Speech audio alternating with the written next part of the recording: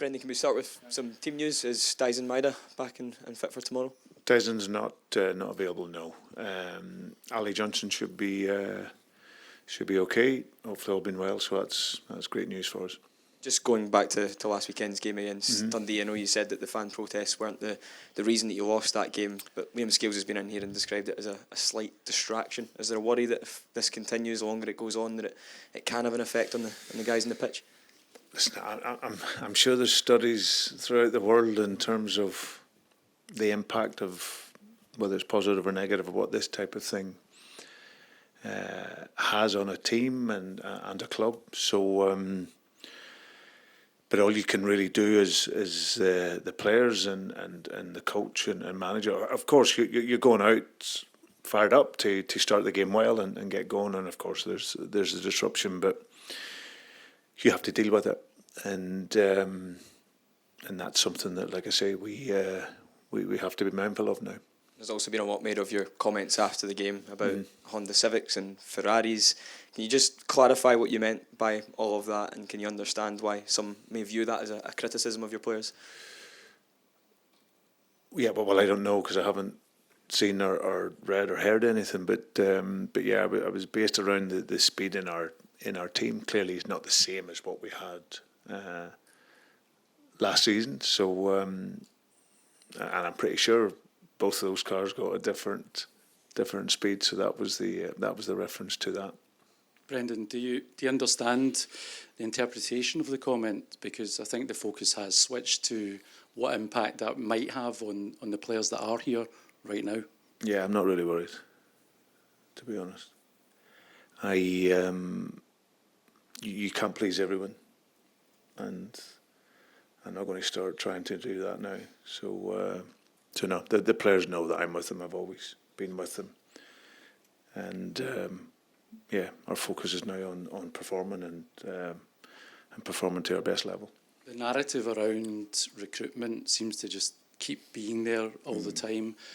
Is there a way to maybe close that down, given you still have 2 months or so until that can be rectified in any way? And is it proving to be a bigger distraction than maybe you imagined it may have been? No. Listen, but I think we all knew what we needed in the summer, and for whatever reason, it hasn't. We weren't able to bring that level in, and timely at the right time. So I can't afford to look back. I understand if you're looking from the outside in, and if you're a supporter, of course, you will do that, and that'll be a real sense of frustration. But as a coach and manager, we knew what we had to do. We weren't able to do it, and now we live with that consequence. But we have to find a way to win games, and I'm relentlessly looking at solutions. And because obviously the guys, when they come in, it wasn't in pre-season, so you're now having to look at things within games with very little coaching time, because you're playing of a weekend and you get midweek games, and you're doing actually a lot of your coaching on video, so and analysing that way. So I understand it, but on a personal level, I can only really focus with my coaches on the players that are here and the team that's here, and look to stand up and rise to the challenge. When you say solutions, how do you go about trying to find them short term, given what you've just said, and given again what you have at your disposal? Well, it's something that we constantly look at and think about, and in terms of personnel and team shape, and like you seen on Sunday, we're obviously down in the game, so we changed system. We 2 strikers, 2 wingers on the sides, 2 attacking 8s in midfield. So that's something that you're having to think about, obviously much more than if you've got your squad and settled and in place. Are we likely to see you experiment more, Brendan, then going forward, perhaps tomorrow night, in terms of formation and personnel, trying to get the team that clicks on the pitch? Yeah, I think that's what I have to do, but at the same time, you're having to find some level of stability as well. I think we've obviously had important players injured as well, which makes a difference to our level. But yeah, it's certainly something. Stability is important, and that hopefully allows you to find the tempo and the speed in the game that you actually want, and to deliver the best performance that you can. So, but yeah, I will never stop. I'm so motivated to try and find the solutions to it, and find a way and use my experience in order to help us get there. Given what happened on Sunday in terms of the result, your comments, Cal McGregor as well, saying that you're too easy to play against. Have you had to speak to the players? What have you said to the players ahead of this game tomorrow night? We analysed the obviously sections of the game for another day, but it's purely based around principles and what our principles are, and the type of team that when we're at our best, what it looks like, and that running mentality. Because before you think of talent, you have to head the ball, you have to run, you have to press, you have to do all these things before then your decision making in the game. So that needs to be better. All the things that aren't about talent is what we need to be better at, and then from that, then you should then show your talents, and that's what we reinforce. Just considering everything you mentioned there about what you're trying to achieve and get those solutions, doing that at a club like Celtic at the moment when tensions are high everywhere, how tough has that been for you in terms of your managerial career and everything you've had to go through? Where does this point as a coach rank for you in terms of the toughness? It's clearly a huge challenge, because it's not just on the field; it's off the field, and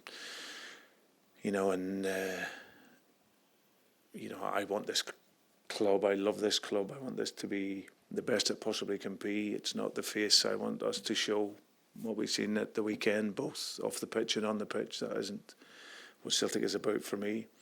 But whilst we're trying to find it as the coach, that's the constant challenge. So it's not meant to be easy. You don't. It's not all about winning trebles and doubles and all the things. You have to stand up and fight, and or else it's over. So, and that's not clearly what we want. We're a club that's a huge institution, got a remarkable history, and I'm very privileged to manage it. And in this tough moment, and it is tough, the absolute. So I need to stand up and really lead and see where we can improve. Obviously, the players, being professional, will get on with the job and try not to be distracted. But for everyone at the club, you're obviously the face of it to us. Is there that feeling around the club that everything that's going on is harmful? It is tough. It is, sort of changing the image of the club that you don't want to present. Is there that feeling amongst not just within the playing squad, but everyone affected with the club? Well, I think I said I'm sure there are studies out there on the impact on a club or an institution of when you do have these types of protests and whatever else, or lack of harmony is what what we can safely say. So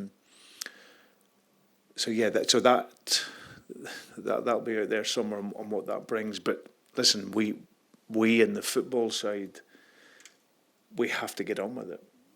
We have to get on with it. We have to produce the best performances, because you can always lose a game. A defeat, of course, for 24 hours, it's a real sore one, and especially at the weekend. Like, that's something I never envisaged at all.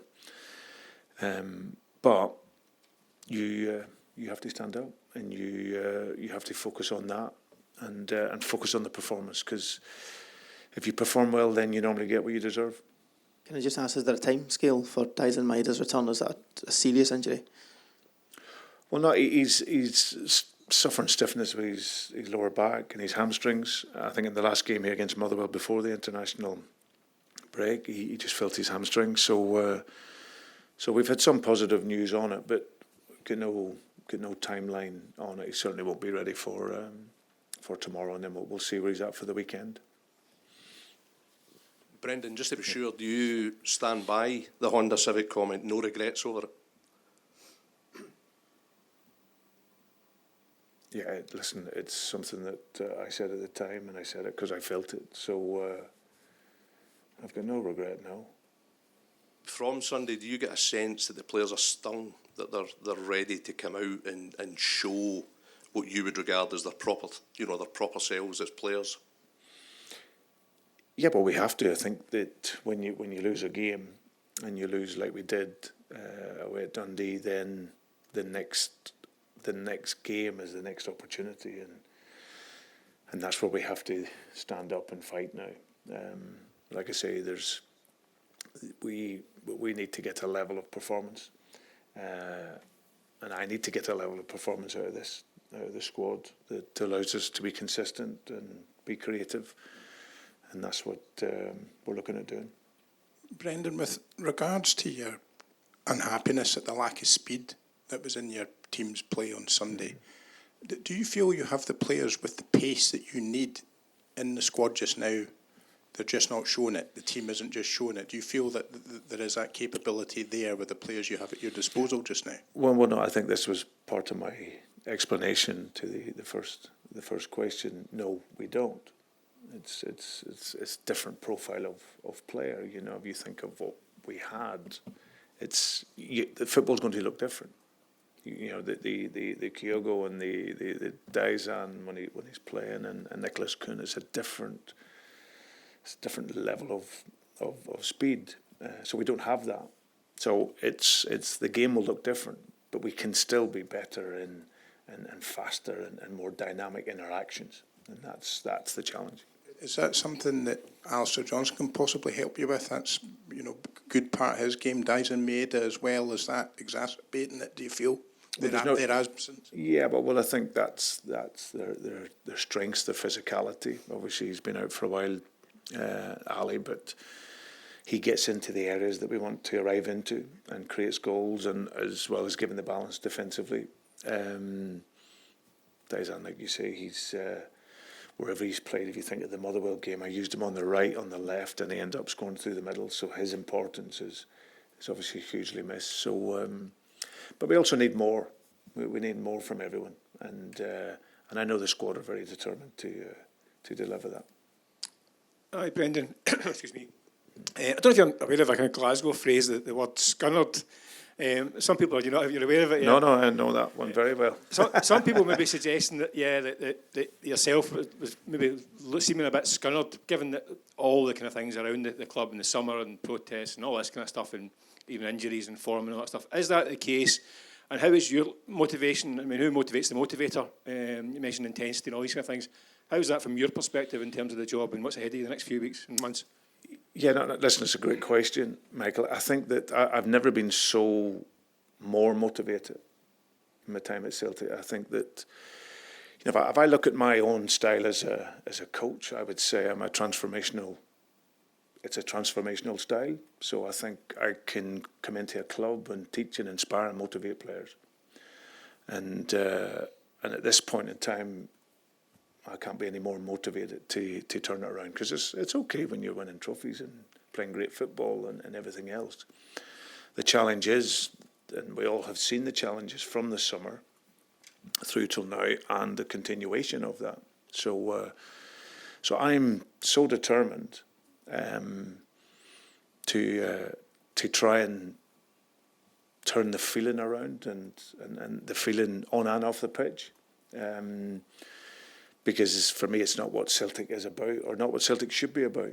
This is an amazing club, and yeah, you will get frustrated at times. We're only human, and you will get disappointed, like you are at the weekend. Because I could never, with the greatest respect to Dundee, and I would never expect a Celtic team to go and lose, and that's what I've always felt about here. We were talking 6 months ago about challenging at the latter stages of Champions League. So and now we're losing these types of games. So I'm super motivated to do the very best that I can for this club, and that motivation is burning inside to be able to do that. they're all big games here, Brendan, but it does feel like the next fortnight feels particularly important in terms of the how the season's going to look. If you say that to the players, if you can come through the next couple of weeks unscathed, it could be kind of lift off for them. I haven't touched on that purely because it's always about the next game. You know, there's, I think, beyond and outside of coaching and managing, you look at the fixtures and you tend to look at how it maybe can look. But as a coach and manager in the modern game, you can look no further at the next game, and that's been our sole focus. So we need to get a performance level to a higher level, and if we do that, we'll hopefully be in a better position. You can answer that question I'm going to ask there just now, but there'll be some people who think that Sunday should be a priority this week. Is that anywhere in your thinking at all at this point in time? No. I think tomorrow night is the next game, and it's a game. You know, we had 2 home games in the spin in this competition, and we wanted to take the points in those. We haven't done that. We now come up against a really good team tomorrow night. Another big challenge for us, and we're going to be ready for that. That's the question, more or less, to continue. Hello, Martin Lang, Austrian Radio. Hi. I'm not sure if you're astonished probably a little bit, because we know the same discussions about Austrian teams after changing in summer, reconstruction of the team that needs time, and you can get in struggle or not. That ends, that's a period. So would you be astonished that we in Austria think that Celtic is still the clear favourite in this game, obviously also course of the special atmosphere of Celtic Park? Yeah, but we would always feel, no matter what team we're playing, whether it was Sturm Graz or Bayern Munich, we would always feel here at Celtic Park that with the connection on the pitch and off the pitch, that we have a very big chance of winning. So as I said, whatever competition that is in. But I'm looking forward to the game tomorrow. We study Sturm Graz, and they're a really good side and score lots of goals, very direct, good speed, and change the system slightly in terms of being in Europe to what they play more a diamond and at home domestically, and changed a little bit to 4-2-3-1 in the opening games of this competition. But no, Jurgen's done a really good job with the team. They'll come here and want to do well, but of course, so do we. We're at home. We want to get our first win in the competition and hope that it can provide the lift-off for our season. Is it a question of determination in the game? Because both have a good quality to play football. They also have moments where they probably are in struggle, both teams. Do you think it's a determination tomorrow to win? Well, that is always a factor in any game. You know, the mentality and the commitment to your pressing, your running, all those little details in the game. There's no doubt the two teams have quality players, and you hope that your quality comes through. But you know it's going to be a challenge always against a good team. And but for us, our determination is very much there to hopefully get the win. Brendan, what would you say to supporters who believe, from the boardroom to the players to yourself in the dugout, that things have become stale and that the club is in a crisis? Well, there's no doubt it's in a difficult moment, and I think it goes hand in hand. If I'm honest, I think that it is difficult. We understood where we wanted to be as a football team in the summer, and we'd never quite managed to get there. So of course we now have to live with that. So that's something that every day we're trying to improve and make better. But there's absolutely no doubt. Very quickly we're in a difficult moment, and we have to stand together and come through. And that's what's going to be important if we're going to progress. Just going back to Callum's comments about being too easy to play against, is that perhaps the worst criticism you can level against your side just now? And is tomorrow night a must-win game for the players and yourself? I think every game is to win. We, when we go out, we want to win every single game, and we'll do our very, very best to do that. I think it's one of the things that I've always said coming in here, that you want to be a team that's very hard to play against, and when this team's at its best, and when the club is, then of course it's it is very difficult. We've seen it in pre-season. When Eddie was here, we Newcastle, and thinking that this was going to be a real challenging place for any team to come in the Champions League to play. I think he mentioned that afterwards. So that's the type of team that you always want to be. But of course, circumstances and how it's dropped for us after the window has made that much more difficult for us. So, but for me, it's to win every single game, and if you don't, I understand the consequences of if you don't, especially at a club like this here. So for me, it's a must-win game tomorrow night in whichever way you want to look at it. For us to compete in the Europa League, we want to get up and running. We want to get a performance level that can inspire that confidence, and every which way to give a better feeling to supporters off the pitch. That's what we want to do. Brendan, I know your full focus is on Sturm Graz, but could I ask for your reaction to Rangers' appointment of Danny Rule as their new manager? Is he a guy that you've come across before? Are you aware of him and Sheffield Wednesday teams, or have any understanding? No, I've not come across Danny before. No. So yeah, it obviously looked. It was going to be Kevin Muscat that was coming in from the little bits and pieces I heard, but no, I haven't come across Danny. I think he's obviously worked at Southampton before, and maybe came across. He was probably coaching there, I believe, maybe, but no, I haven't come across him.